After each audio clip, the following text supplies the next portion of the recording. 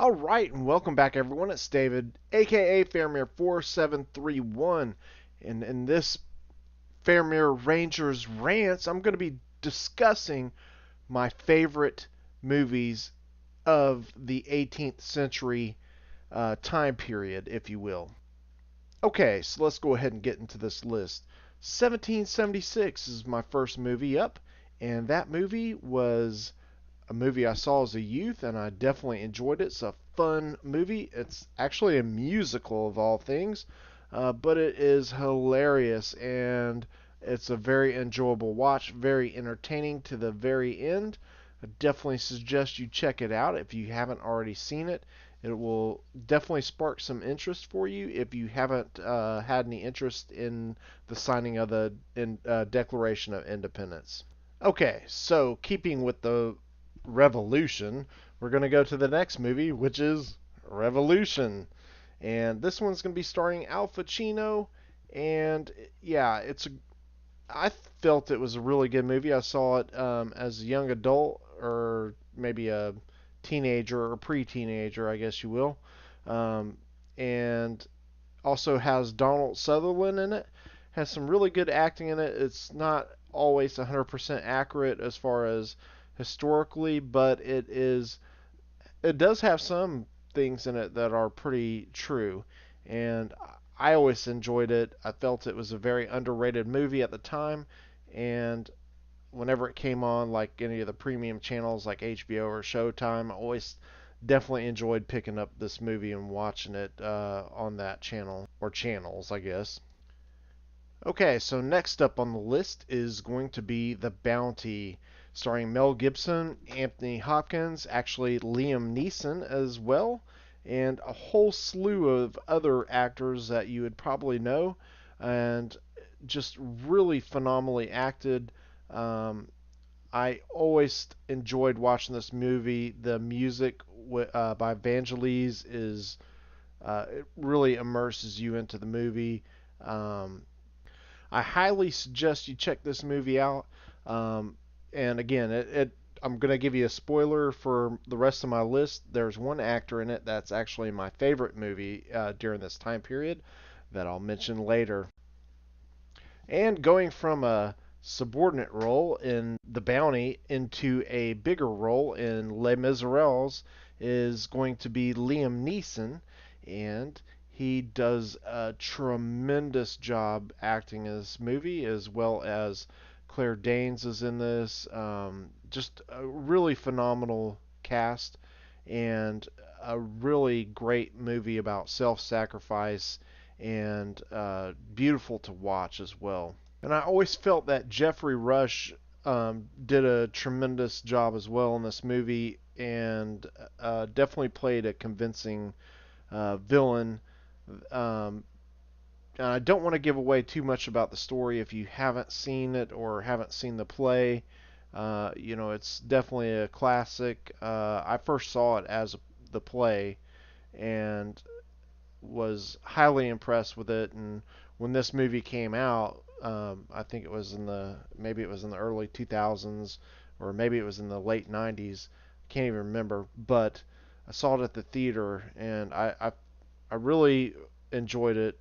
Um, and I definitely felt it was very comparable to what I saw in the play, or the stage version, if you will.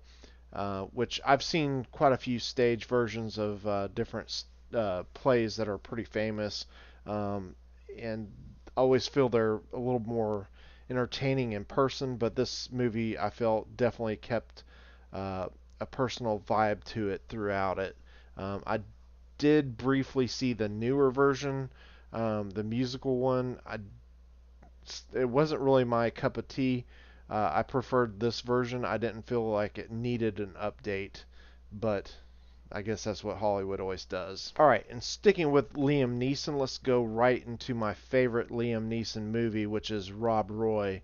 And this movie is going to be set in Scotland, and it's kind of at the deals with a little bit of the Jacobite rebellion, and um, I wasn't really familiar with this history at all when I first saw this movie, and actually it was a little bit after Last of the Mohicans came out, and I was very hungry for more movies that were in that time period. And when this came out, I thought, okay, well, this might be kind of similar to Last of the Mohicans, so I went to that with that to this movie with that kind of expectation, and it's definitely a different type of movie than Last of the Mohicans. But what I can tell you about this movie is that you won't leave the theater or the theater leave watching this disappointed because not only is the acting very good, the story in this is great, and I will tell you the villain in this is played by Tim Roth, and if you're not familiar with Tim Roth, he has played in several Tarantino movies, and in this his villain is so despicable and ruthless and just terrible. Uh, you almost feel like there's no way Rob Roy can get out of this situation he's in versus this guy who's definitely out to get him. And I will tell you that this movie has probably one of the best escape scenes I've ever seen in film because I was like, oh, he's done for, and I don't want to give too much away, but it's just something completely unexpected, gritty, beautifully done. And if you haven't seen this, definitely, absolutely get in and watch this movie. Pick it up on Vudu, Netflix, wherever it's at. You know, pick this movie up and watch it. Amazon, who cares? Just get it, watch it. Okay, and next up is going to be a movie I'm sure many of you have not seen. It's a movie I saw on Netflix about a year or two ago, and it's called The Liberator, and it is a really great watch. It's another piece of history I knew nothing about, dealing with kind of the revolutions in South America, um, kind of after, of course, America gained its independence.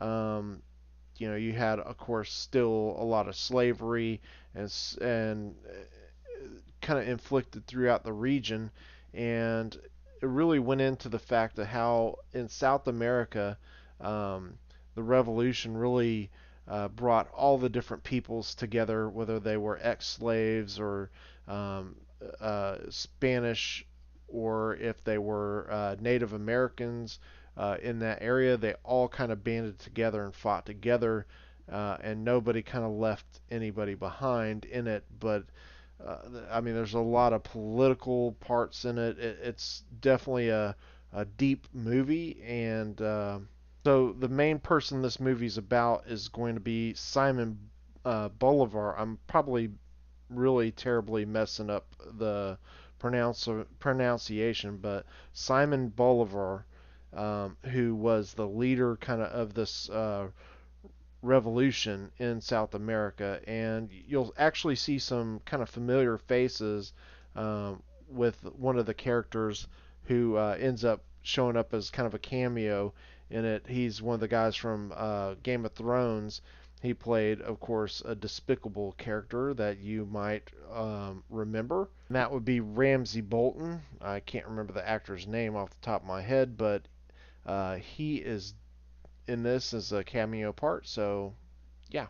Okay, so I will tell you that these movies I'm discussing are in no particular order as far as which ones are my favorites or whatever, and I'm probably missing several movies on this list. But now the next two movies I want to talk about are definitely my favorite two, without question. But there's one I want to talk about before we get to that, and it's actually a TV series that I saw and was highly impressed with it. I absolutely loved it and can't wait for the next season, which is supposed to be the last, which is the third season.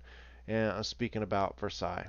Now, if you're not familiar with this series, it's I think it's a BBC Two TV series, and it's um, played on Netflix. You can check it out there. At least the first two seasons. The third season, I think we're going to have to wait till the end of the year to watch that. but it's the person who plays Louis the 14th in this. Of course, it's about Louis the 14th. He's the main character. He is the guy that played in Vikings as uh, the the priest, and uh, yeah, he just is amazing, and the supporting cast in this is really great. It's almost got a kind of Game of Thrones type of feel to it. Um, so definitely, if you haven't seen this, check it out. It's going to be definitely well worth a watch. But one side note before I finish on Versailles is, again, it is very much like Game of Thrones, so please make sure that this is for mature audiences. So, yeah, if you're 12, probably wait till you're at least 18. Otherwise, your eyes might pop out of your head and you'll be screaming at me. But, yeah, definitely well worth a watch though if this falls in your category of things that you're interested in. And by interested in, I mean like sex, violence, um, drama, backstabbing. Yeah, all those things are definitely well played in this series. All right, now let's go ahead and get to my top two favorite movies. And gosh, I can't put them in any particular order. Let's just get right to it. First up is going to be Master and Commander. Okay, so with Master and Commander, the reason I would definitely say this is in my top favorite movies, the story, the accuracy, the the actual depth that they went to produce this movie, um, it's just something we haven't seen since this movie came out, in especially in a naval portrayed movie. Um, I mean, it's just unbelievable what they accomplished. The characters in this movie are just you become so enthralled with them, and that's not just the main characters, the supporting characters. You really feel so very attached to them all, and you will definitely have a connection with several characters in this movie. I will never forget the opening of this movie. Um, has probably the greatest impact of any movie I have ever watched since I've seen this. That just throws you into the environment and just makes it such a compelling watch from that point on. Say that the first couple minutes, if you're not glued to it, then you're probably from outer space. Well, I've definitely rambled on quite a bit, but let's get on to the last one. My next of my top two favorites is going to be, of course, you see him right here with the Last of Mohicans. Yes, what a breathtaking movie! And here we see Wes Studi playing as Magua, and he plays one of the best villains um, in cinema history, in my opinion, because he's such a complex character. You definitely understand where he's coming from, uh, what motivates him to be the way he is, and you can kind of understand him in a lot of ways. But just the fierce brutality of him, it just puts you on the edge of your seat, basically. And Daniel Day Lewis, that's the character who was in The Bounty that I was talking about, played a great role in The Bounty. And again, his acting is just always at top notch level. In this, he definitely doesn't disappoint. And the chemistry he has with Madeline Stowe, who plays the lead female in this movie, is really good. It's actually more of a romance movie uh, with tons of action sprinkled in, and it's just kind of a. I always describe it to my friends as it's almost like a roller coaster ride. You get on at the beginning, and it's kind of a nice, easy-going ride, and then the whole movie you're going up this big um, incline, and then in the last couple minutes of the movie, you're just racing down the roller coaster, and it is such an impactful end. And talk about self-sacrifice in this movie, it is one of the best movies that I've it's definitely in my top 5 movies of all time. Definitely would, without question, be in that caliber. Same with Master and Commander. No, I mean, the cinematography in it. I mean, this shot right here was always one of my favorite parts of the movie.